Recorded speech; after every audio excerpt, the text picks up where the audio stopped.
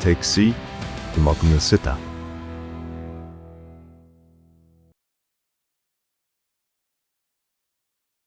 All right, guys, before we get started, just a quick reminder, if you could take 5 seconds and like, share, subscribe to this channel, that would help us get this out to as many people as possible. So like, subscribe, share, much appreciated.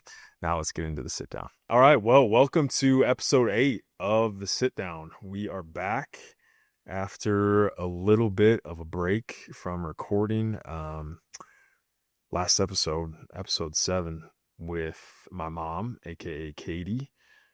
We got some good feedback from it. Many of you reached out. I appreciate the kind messages.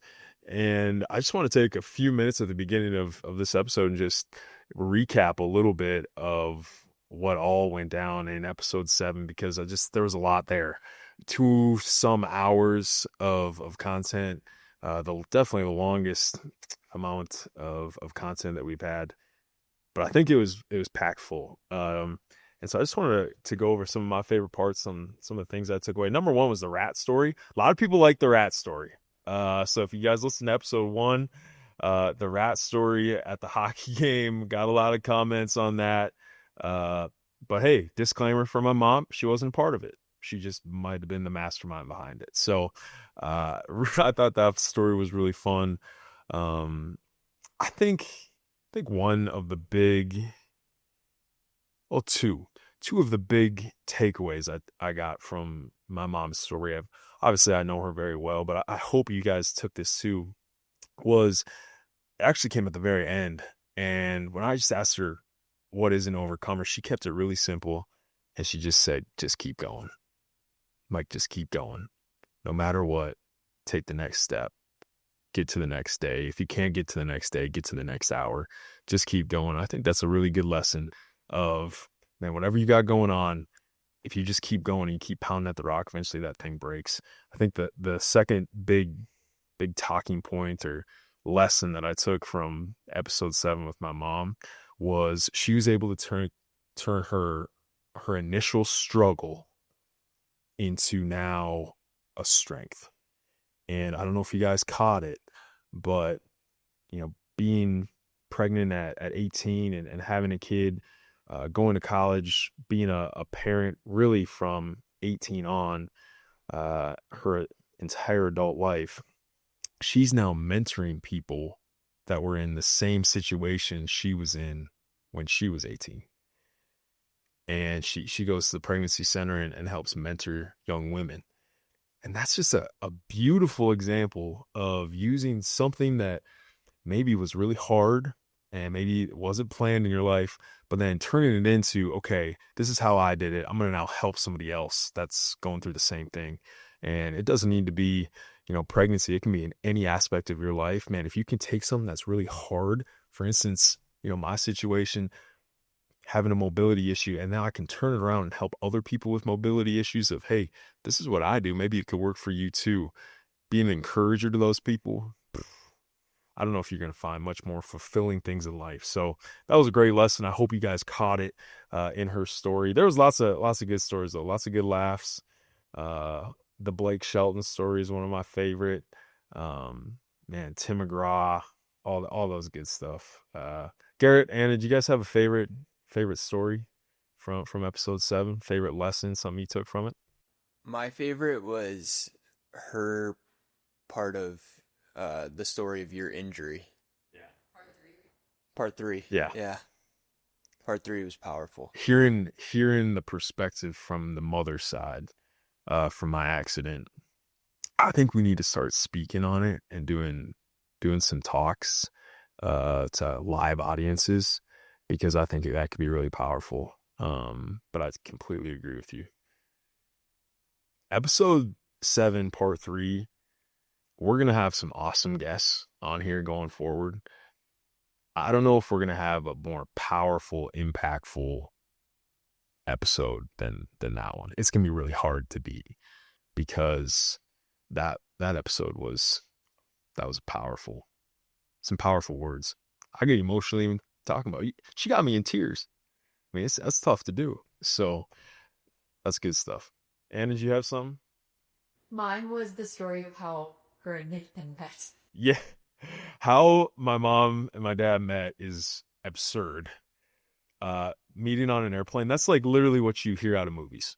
Yeah, it's insane. And it was like pre-phones and social media, so it was organic and like that was just a God thing. Pre-phones, pre-social media. Let's meet on an airplane and go on essentially a blind date in Kansas City, Missouri. Pretty insane. But here we are. I'm glad it happened. I'm glad she got bumped out of her seat by my dad.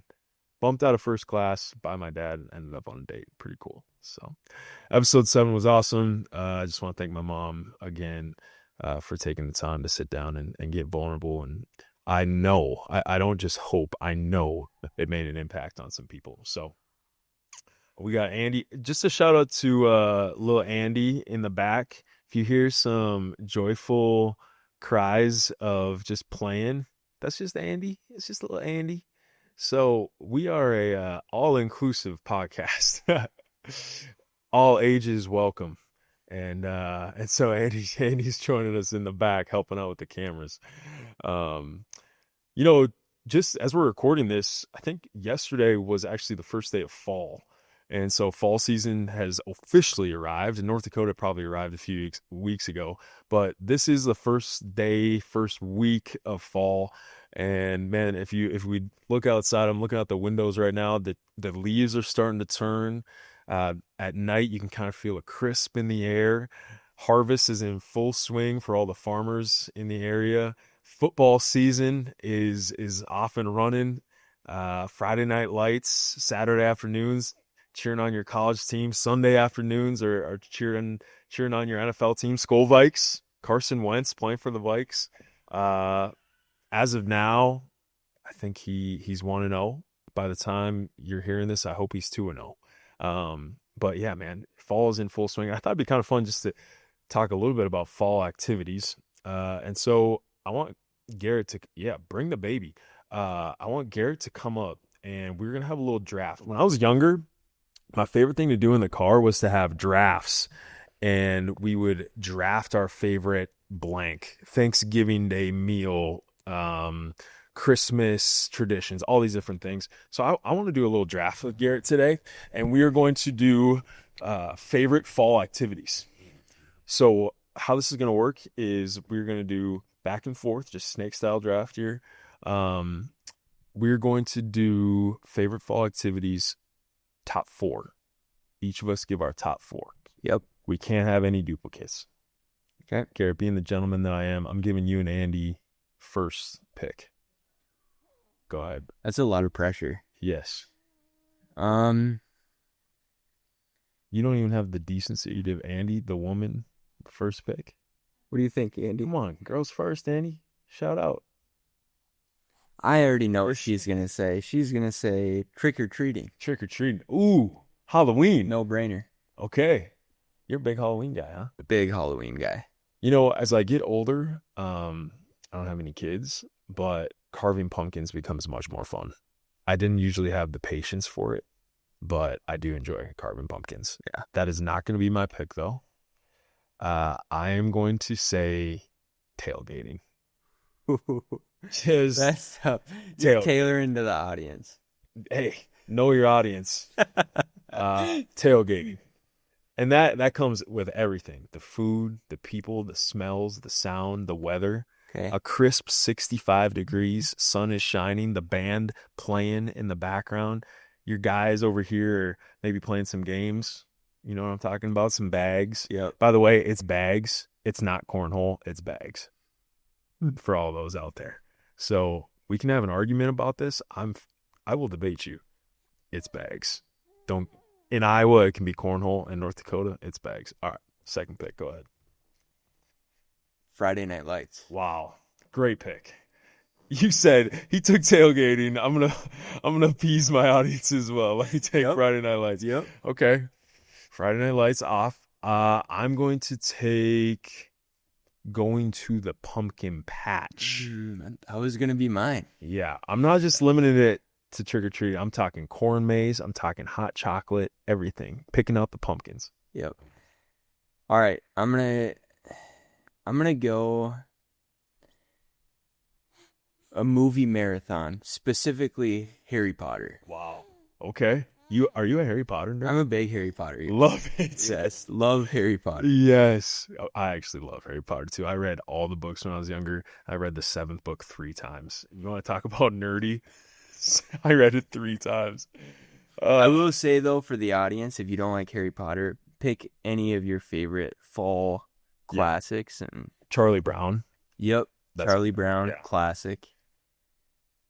Okay, so that's off the table. Movie marathon.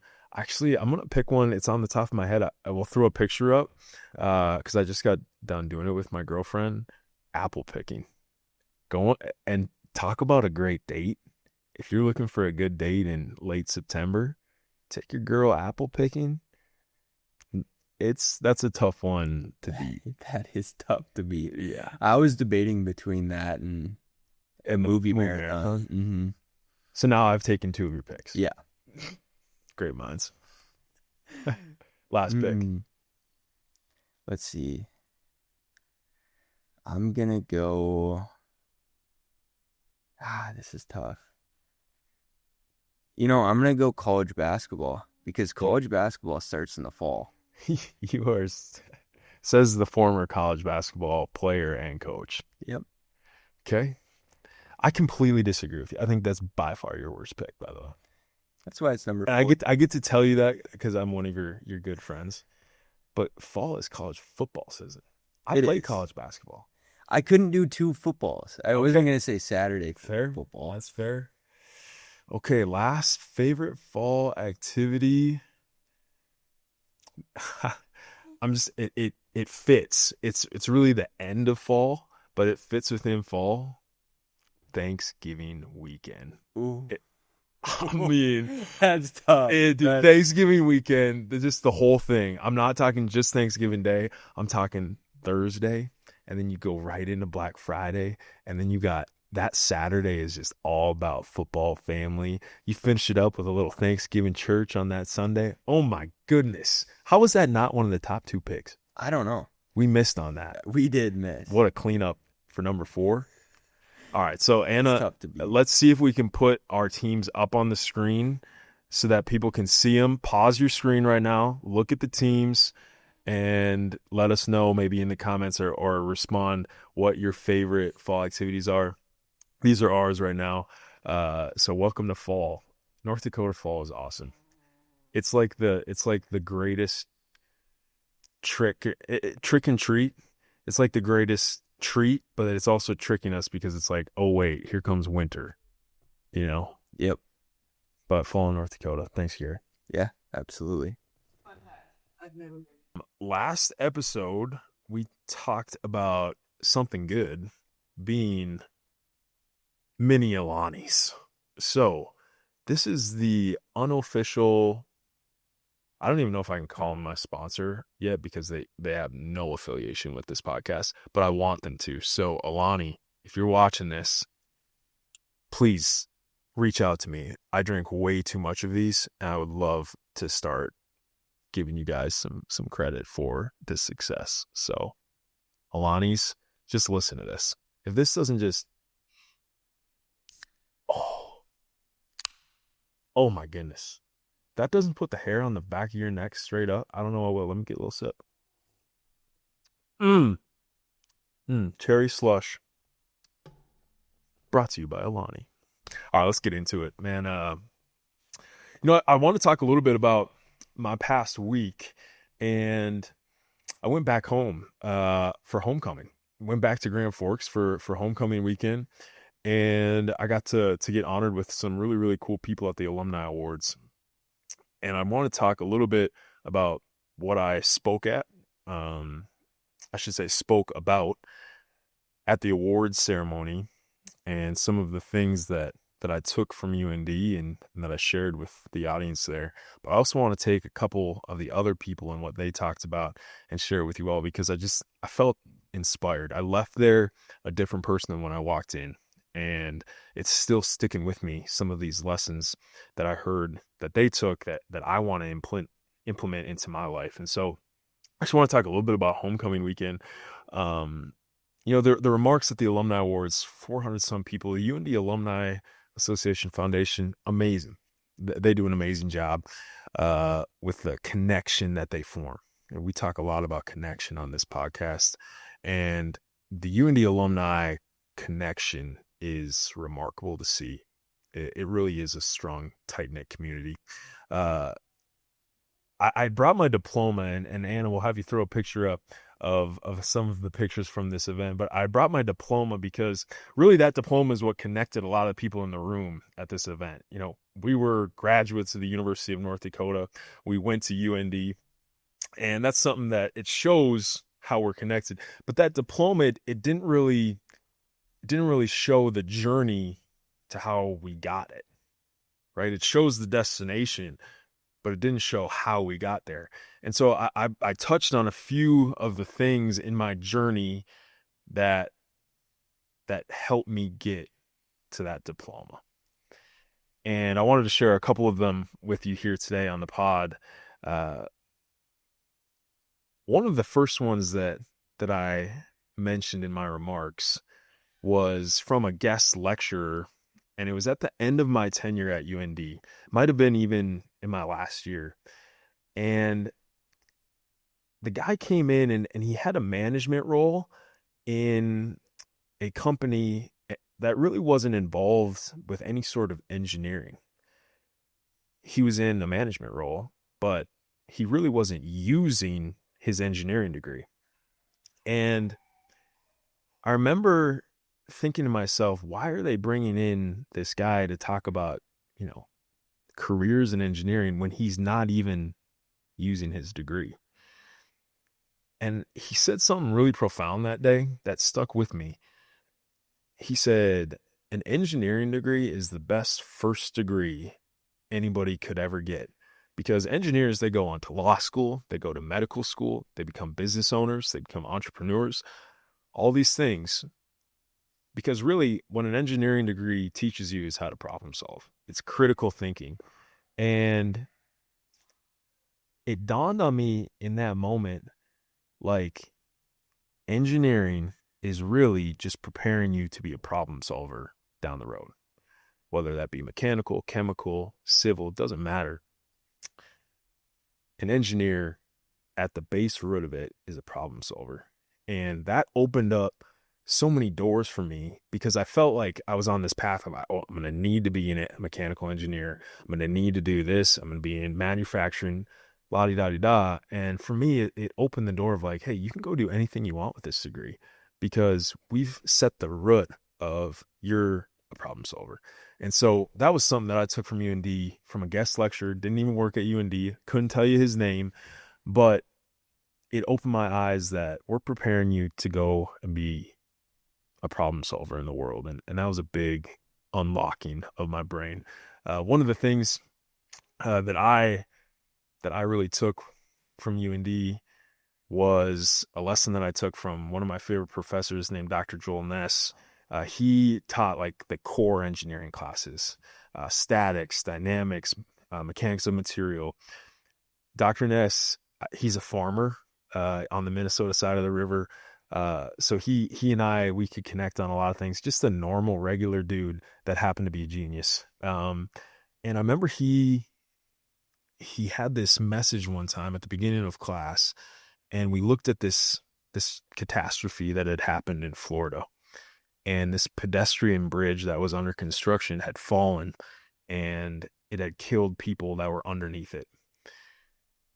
And I remember he showed us this article and some of the pictures, and I'm paraphrasing here, but he looked us all in the eyes with a very stern and serious look and said, you know, guys, an accountant, when they make a mistake, they can go back in their spreadsheet, or they can fill out a form, and they can go back and they can fix it. And they might pay a fee, but they move on. He said, when engineers make a mistake, people die. We don't get to make mistakes. And the reason that bridge collapsed was because somebody made a mistake on some of the same things you're learning here today. this stuff is important. And I remember thinking in my head that day, like, this isn't just for like an A on your GPA. Like, that's not the goal here. The goal is to like make society a better place. The goal is so that people can walk under this bridge and you don't have to worry about it collapsing on you. And when he told me, when we make mistakes, people die, I think the realism of the real world kind of like sunk into me at that moment of like, this is not just about what your transcript says. This is about like real life application. And that was a big moment of growth for me that I took from UND of learning that, man, the next step in life is not just about what a number says on a piece of paper. The next step in life is actually having true impact. And it's not just in the engineering world, that's in the medical field, that's in any profession. But that person, Dr. Joel Ness, he helped me realize that. That was a big learning moment for me. And the last thing that I shared with him, I talked about UND athletics and some of the lessons that we've already covered with Coach Schwaggart. But the last thing that I told him was, man, find your people. Because yes, it's great to have this degree and this diploma, and what we do is important. But the best thing that I took from the University of North Dakota was the people in my life. And I told the young people, man, go find your people now, because you're never going to have this opportunity with this many like-minded people ever again.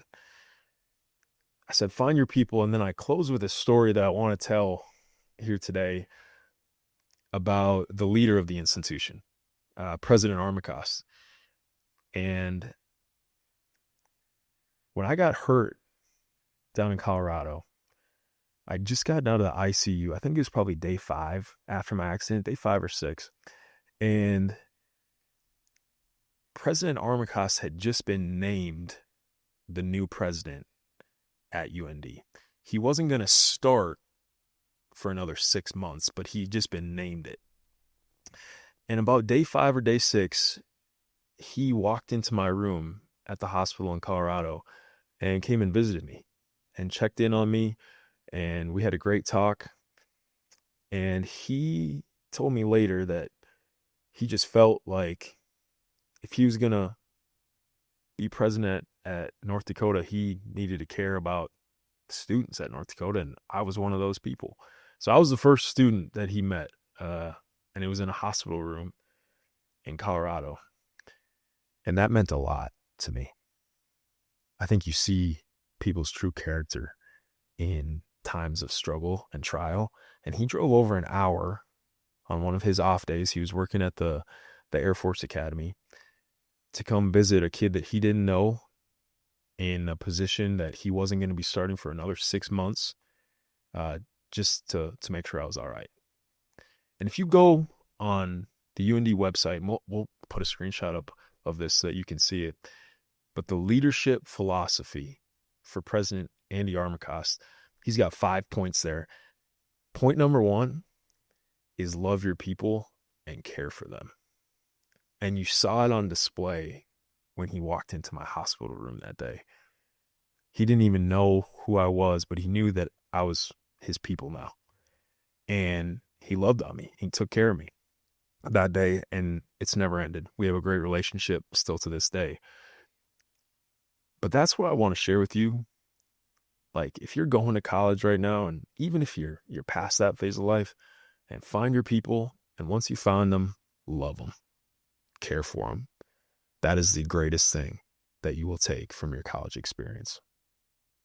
So, man, I think I speak on behalf of all people that are associated with the University of North Dakota. We are very fortunate to have President Armacost. I hope he is here for the rest of his career. I hope he retires in Grand Forks, although he probably is not going to spend the winters. But yeah, President Armacost, that relationship's pretty special with him. I don't take that for granted.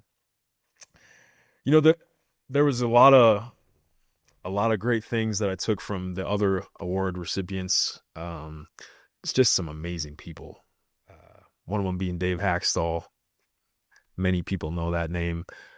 Elite hockey coach, coached in the NHL, coached at UND, tons of success. Some people that I had never met before, and one of them was Dr. Michael Greenwood, and he's from Jamestown, fellow North Dakota guy. He's now an eye doctor in Fargo, and he talked about he does 3,000 cataract surgeries a year.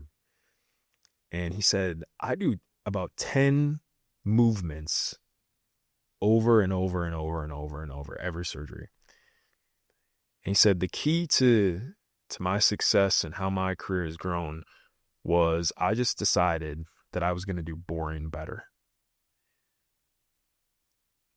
He said, the great ones do the fundamentals right every single day. That's true when you're an eye doctor. That's true when you're an engineer. That's true when you're an accountant. That's true when you are a football player. It does not matter. Do boring better. And a lot of times, I think that the people get it twisted. They think that being great is sexy and it's flashy. That's just not true. I think being great is being super sound at the simple things and just doing simple and boring flat out better. And Dr. Michael Greenwood has epitomized that. He does 10 movements over and over and over better than anybody. And one thing he said at the end, though, is every movement, I want it to be the best one that I've ever done. And I think the continuous improvement and the pursuit of it is something that you can find in all successful people. Like, I'm just looking for 1%. How can I get better with this movement? How can I get better with this day? That was really inspiring for me to hear. So, former UND football player as well. I think he was NCC Scholar of the Year. Unbelievable. If you're in Fargo looking for an eye doctor, Dr. Michael Greenwood, I would trust him doing my eye surgery. That's for sure. And then I want to touch on one more person. And it was probably the most interesting speech that I heard that night. And it was from United's number one pilot. United Airlines number one pilot. Her name is Jill Newby, and she is a UND grad. And when she first became a pilot, she was one of 27 women pilots in all of United's flight crew. I believe she said there was 7,000. Is Elizabeth over here? No, she's not. I think it was like 7,000 pilots, and she was one of 27. Unbelievable. She sent out her, she reached out to all the airlines. She sent out her applications. They sent applications back to be a flight attendant. She wanted to be a pilot for all these airlines. They sent flight attendant applications back. Like, talk about disrespectful. And she ended her career as the number one pilot in United system. She flew from LAX, which is Los Angeles, to Honolulu every single day. That was the flight that she got to pick what flight she wanted, when she wanted to fly, her vacation time. She was the top dog. And she started by getting told, maybe you should be a flight attendant. And so it was a great lesson for me of like, man, you can start at the very bottom. If you're really good at your job, it doesn't matter where you're from. It doesn't matter what you look like. It doesn't matter if you're a boy, a girl.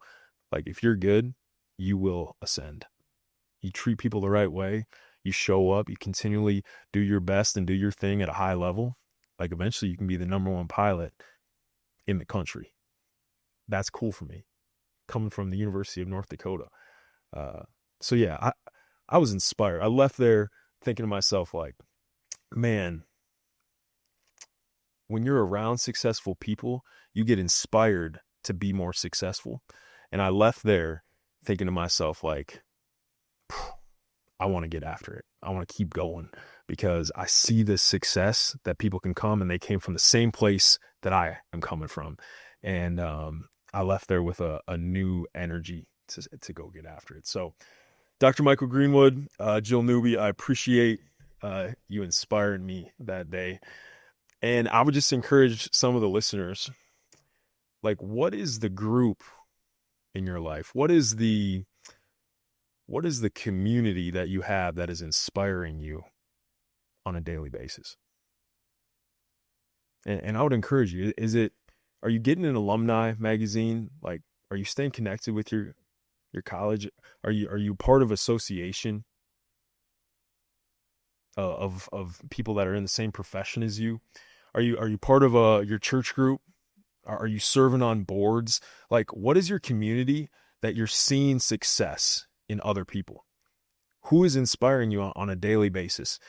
Because I think I needed that.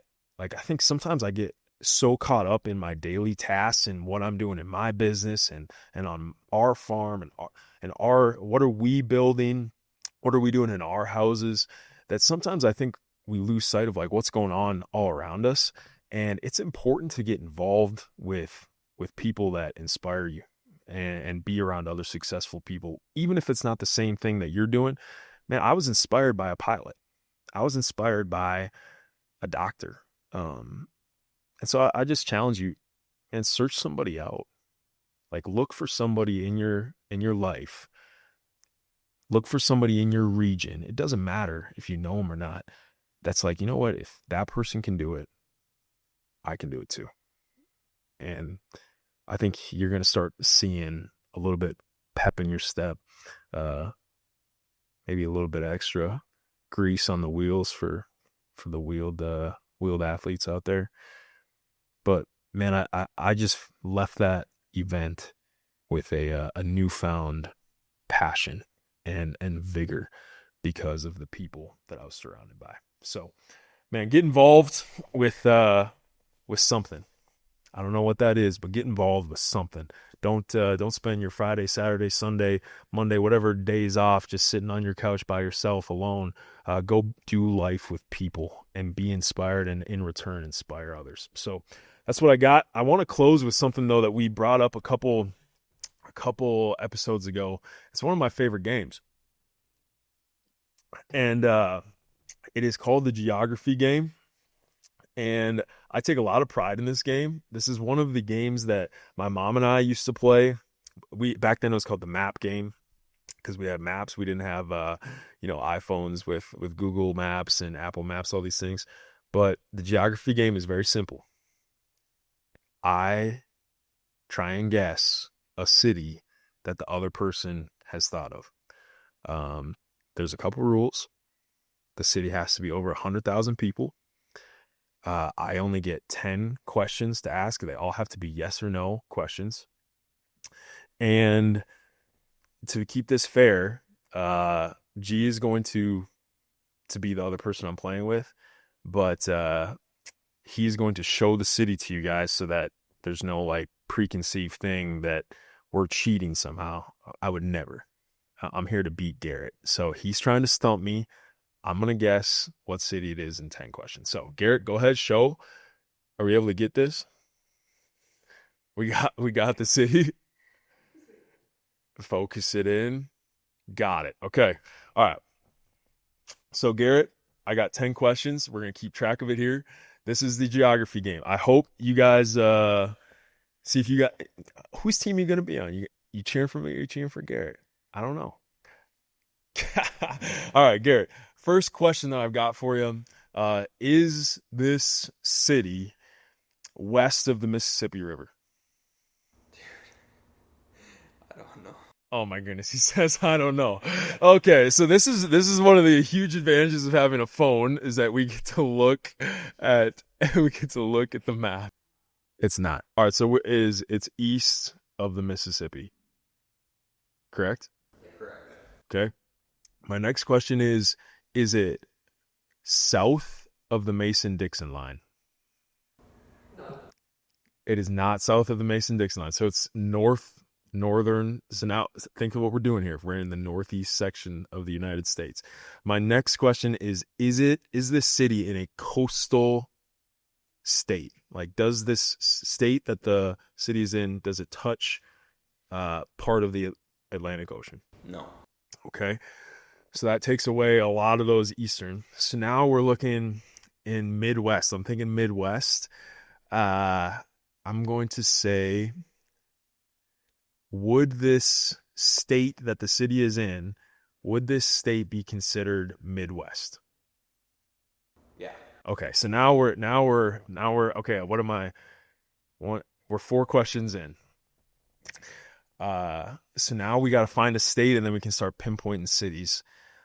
So the state, I'm guessing, based on the body language that I got, is going to be Illinois, Indiana, Ohio. Let's see if we can just or Iowa. So those are 3 states that start with an I. Does the state that the city sits in start the state? Does the state start with an I? No. No. Okay, so that eliminates those. So now we're sitting with like Michigan, Ohio, Nebraska, maybe. Okay, let's do this. Does the state that the city resides in, does it touch one of the Great Lakes? Yes. Okay. So that's 6 questions down. I'm thinking it's going to either be Ohio or Wisconsin, because Garrett looked to get confirmation if it was in the Midwest. I think it's Ohio, because if it was Wisconsin, he would have just nodded and said yes. So is the state that the city resides in Ohio? Yes. Okay, he said yes. Okay, we're 7 questions in, so that puts me 3 more questions. 8, 9, and 10. I got 3 questions to guess the city. Garrett's now he's covering his mouth, trying not to give any more body language secrets away. So we've got 3 questions left. The city is in the state of Ohio. So does this city have a professional sports team? No. He looked again, so that means that it's close. It's not Cincinnati. It's not Cleveland. It's not Columbus. So now we've got 2 questions. It is one of those. You dumbos. You guys forgot about the Columbus Blue Jackets. It's unbelievable. Columbus, Ohio is your city. Is that right? Yeah. Oh! There it is. 1-0. I'm 1-0. This is not Columbus. And I'm like, wait, what? Columbus, Ohio. So I'm 1-0. We might have to make this a tradition and see if Garrett can stump me one of these times. Columbus, Ohio. Columbus Blue Jackets, NHL. Also home of the Ohio State Buckeyes. Love it. I love the geography game. It's good stuff. All right, let's end this thing. Tell me something good today. Anna, tell me something good. My something good is Dancing with the Stars. It's back. It's back. Mm-hmm. I saw Irwin. What's his name? The crocodile hunter Mike. Robert.